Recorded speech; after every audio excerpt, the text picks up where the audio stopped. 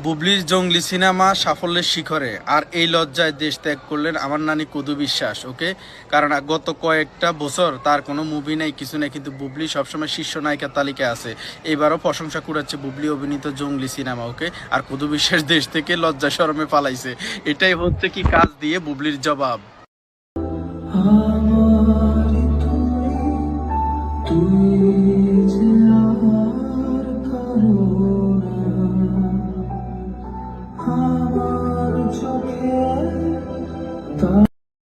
নে বেটা দেখ তোর বুবলির সুপার ডুপার জঙ্গলি মুভির হলের অবস্থা দেখ। ঠিক আছে, ঈদের এখনো এক সপ্তাহ হয়নি ঈদ গেছে, তার মধ্যে জঙ্গলি মুভির মানে হলের মধ্যে অর্ধেক সিটই হচ্ছে ফাঁকা।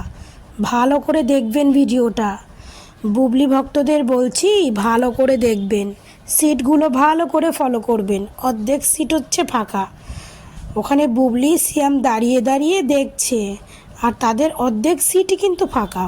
আর তার বুবলির এক পরকীয়া ভক্ত নতুন উইরা এসে জুইরা বইছে বেড়ায় বেড়ায় বুবলির নতুন পাঁচাটা ভক্ত, বুবলির নতুন একজন পাঁচাটা ভক্ত বলতেছে বুবলি এত সুপার ডুপার মুভি দেছে যে মুভির গুণগান শোনার আগেই নাকি অপবিশ্বাস পালাই গেছে বিদেশে। শোন, বুবলি এই জঙ্গলি সিনেমাটা কইরে যা না কামাইছে, অপবিশ্বাস তার ডবল কামাইতে গেছে কাতারে, বুঝছিস? অপবিশ্বাস তার ডবল কামাইতে গেছে কাতারে। অপবিশ্বাস কোথায় গেছে না গেছে সেটা তোর মতো পাঁচটা ভক্তর কাছ থেকে শুনবো না, ঠিক আছে? তুই একদম যোগ্য মানুষের ভক্ত, তোর মুখের মানে ফেসটা যেরকম একদম যোগ্য লেভেলের ভক্ত তুই। তোর কাছ থেকে আমরা শুনবো না যে আমাদের অপবিশ্বাস কোথায় গেছে? পুরো বাংলাভাষী জানে আমাদের অপবিশ্বাস কোথায় গেছে। অপবিশ্বাস এখন কাতার কাঁপাতে গেছিল, ঠিক আছে?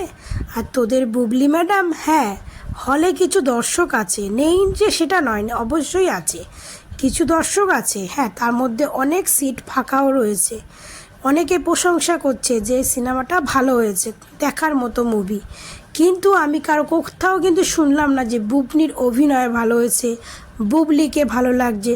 সবাই কিন্তু সবার মুখেই সিয়ামের প্রশংসাই শুনলাম, বুবলির কোনো প্রশংসাই পেলাম না। আর সব থেকে বড় কথা কি, বাংলাদেশের শাকিব খান ছাড়া কারো মুভিই তো নেই, মুভি নেই তো কি করে চলবে নাই বা কেন? বরবাদের পরে একটা মুভি আছে, সেটা হচ্ছে জঙ্গলি, আর তো কোনো মুভি নেই, তো কি করে চলবে না? আর দাগি যে মুভির যে হিরো, সে সিরিয়াল করতো, নাটক করতো, তার মুভি চট করে সবাই দেখতে যাবে না। তাকে যারা অভিনয় ভালো লাগতো তারাই যাবে, আদার্স কেউ যাবে না।